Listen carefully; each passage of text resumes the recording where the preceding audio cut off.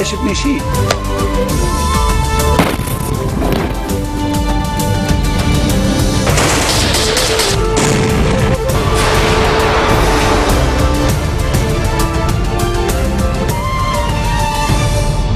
You're watching the English newscast on Future Television. I'm Yumna Naufal, and these are today's top stories.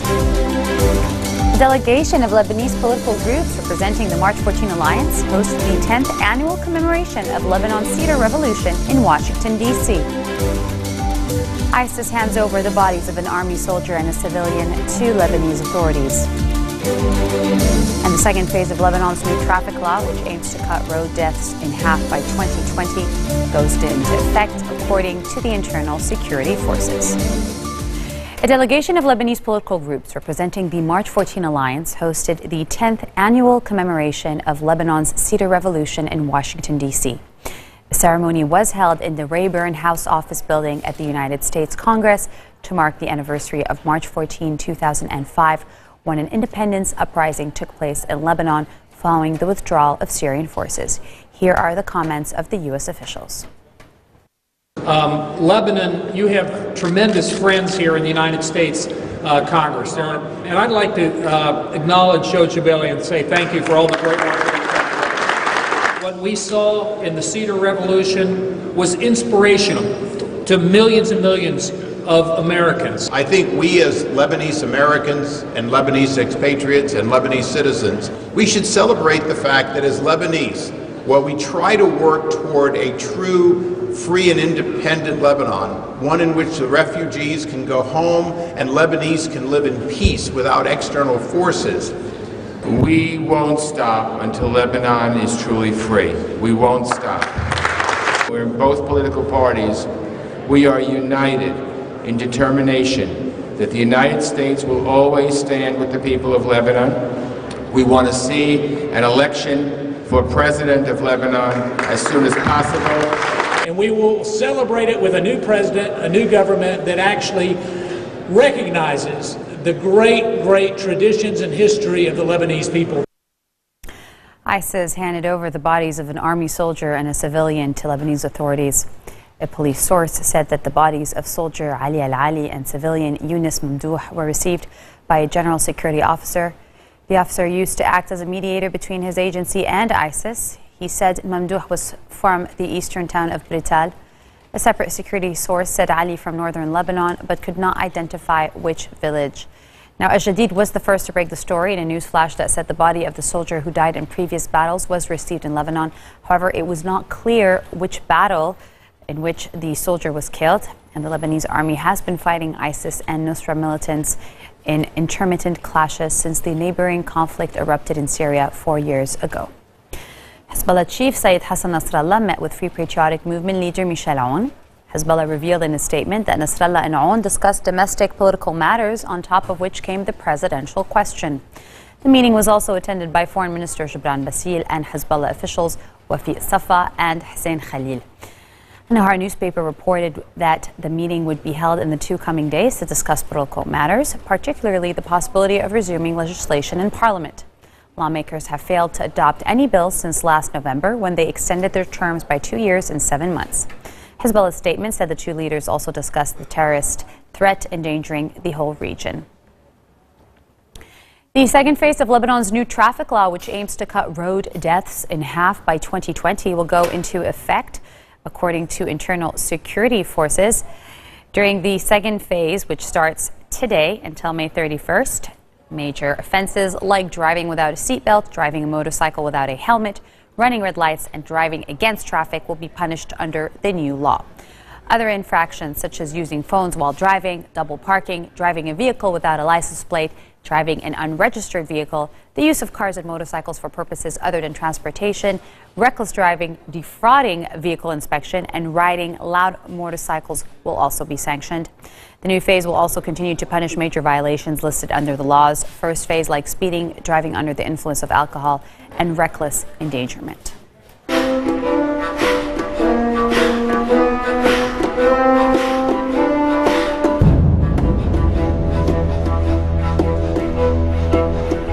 Syrian airstrikes killed at least 20 people in northwestern Idlib, while regime forces try to battle their way out of a siege in the provincial capital. In northern Syria, rebels have advanced on Mastuma, one of the few remaining regime garrisons in Idlib province. Overnight airstrikes targeted rebels north and south of the town of Jisr al-Shur, which recently fell to the insurgents, and in and around the town of Sarakib. The British-based Syrian Observatory for Human Rights said at least 23 civilians, including 5 children, were killed in those airstrikes. Observatory Director Rami Abdurrahman said the regime was trying to halt the advance toward Mastuma. The airstrikes are attempting to terrorize the rebels, but they end up killing civilians, he said. Meanwhile, nearly 150 Syrian soldiers have been besieged inside a hospital in Jisr al-Shur since opposition forces seized the town last week. Coming up next, our very own Linda Tamim gets an exclusive with fashion designer Abed Mahfouz. You won't want to miss this. Stay with us.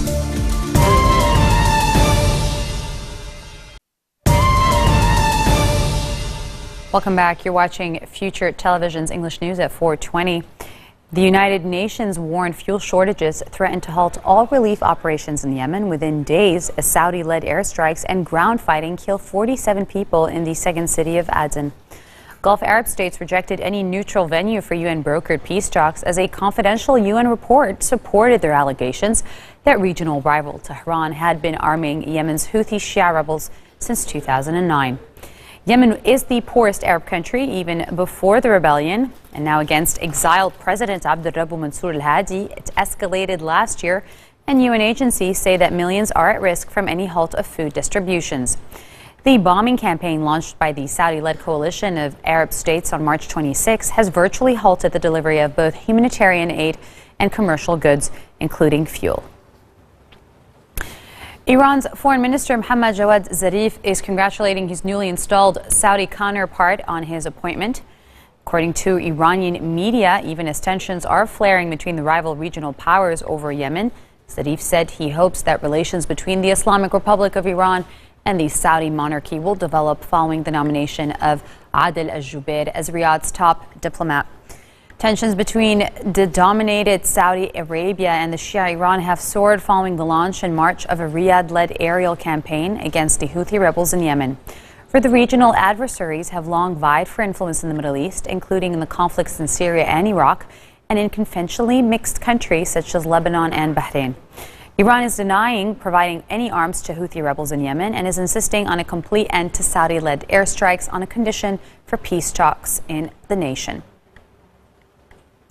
Hundreds of members of the Ethiopian immigrant community protested against racism in Jerusalem. 2 officers were hurt by stones and bottles thrown, according to local police. Protesters are blocking roads of Jerusalem and then are marching towards the Prime Minister's residence, shouting slogans against racism. Tempers flared this week when video emerged of an Ethiopian Israeli in army uniform being beaten by police in an alleged racist attack. Prime Minister Benjamin Netanyahu issued a statement condemning it. Thousands of Ethiopian Jews do live in Israel. Many arrived in secret airlifts in 1984 and in 1990.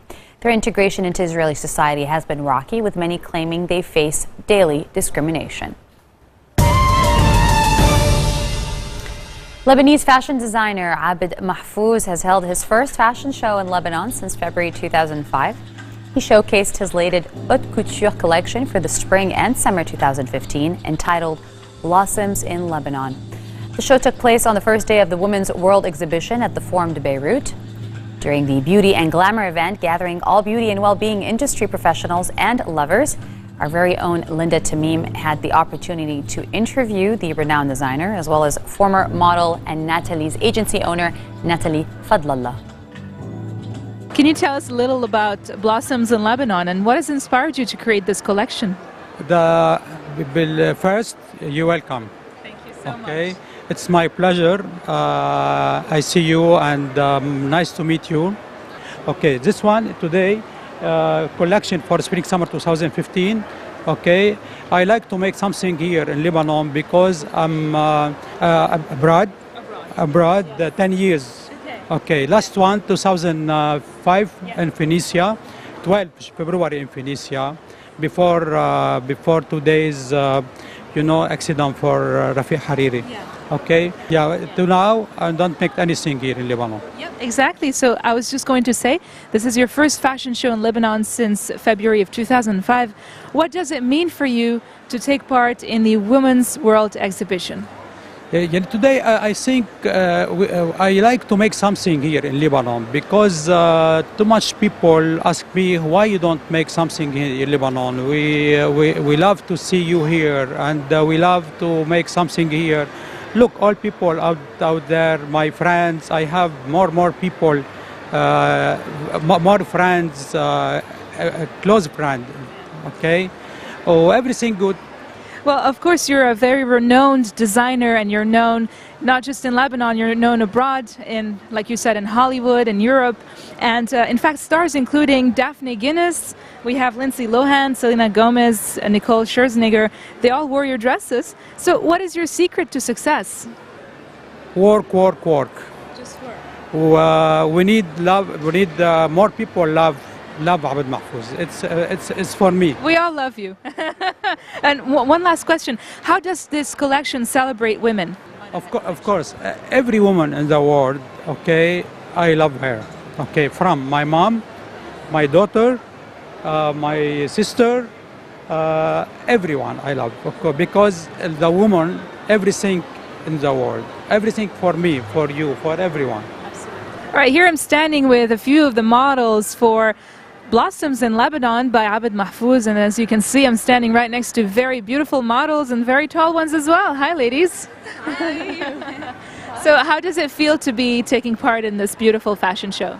It's very nice, really. We are happy to be here.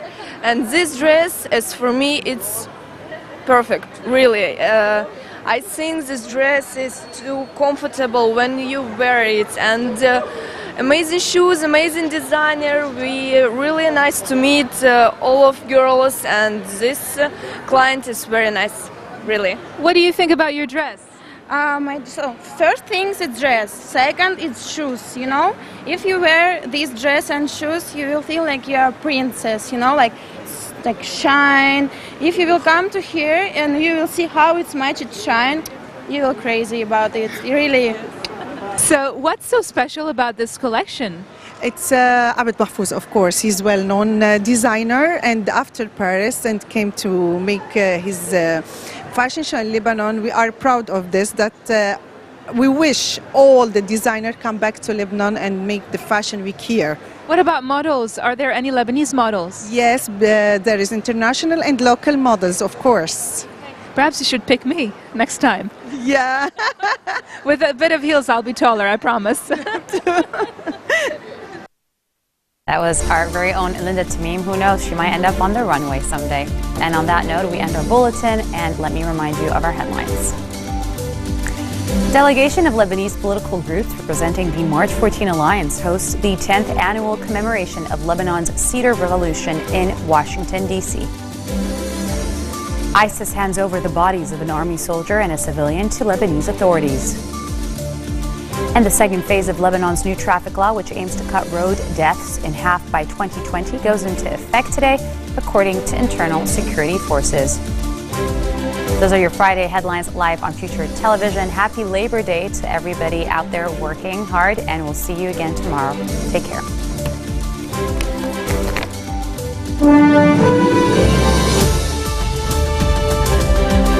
ما شفني شيء.